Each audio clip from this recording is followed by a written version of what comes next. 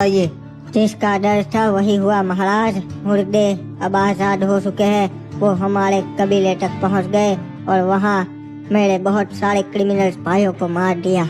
मैंने आपको बताया था महाराज कि मुर्दे आ रहे हैं, पर आपने मेरी बात नहीं मानी। शिपयार्ड पे भी कुछ मुर्दे घुस गए हैं, इसलिए मैं भी आपके पास आया हूँ मदद मांगने। अगर वो क्रिमिनल्स के कबीले और आपके शिपयार्ड पे पहुंच गए हैं तो धीरे धीरे आगे भी बढ़ेंगे। ये तो बहुत बुरा हुआ। बेटा, बहुत बड़ी मुसीबत आई है। हम इंसान उनसे नहीं जीत पाएंगे। वो मुर्दे हैं, वो नहीं मर सकते। कुछ करना होगा इससे पहले कि देर हो जाए। मुझे पता है चाचा, हम मुसीबत में हैं और हमें कुछ करना होगा वरना देर हो जाएगी।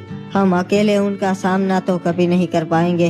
हमें दूसरे राज्यों की भी मदद मांगनी पड़ेगी और अगर कुछ नहीं किया फिर वो धीरे धीरे पूरे बरमुडा में फैल जाएंगे। पर महाराज आडम, बरमूडा में सारे राज्यों की आपस में अनबन है, एक दूसरे को मारना चाहते हैं। साथ मिल के लड़ेंगे कैसे? वो हमारी मदद कैसे करेंगे?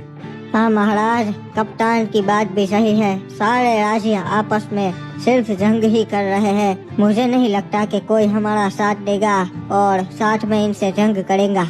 वो बाद की बात है क्रिमिनल, पर पहले हमें सबको बताना होगा कि हमारे ऊपर सबसे बड़ा खतरा आ रहा है। मैं चाहता हूँ कि बरमुडा के सारे राजा और कबीले के मुखियाओं की एक बैठक बुलाई जाए और उस बैठक में तय होगा कि हमें आगे करना क्या है। ये अच्छा फैसला लिया आपने महाराज आडम। चाचा, हमारे सैनिक भेजो और पूरे बरमुडा के सारे राज्यों में खबर भिजवा दो कि बैठक होने वाली है। जी महाराज, जैसा आप कहे मैं सारे राज्यों में संदेश भिजवा देता हूँ।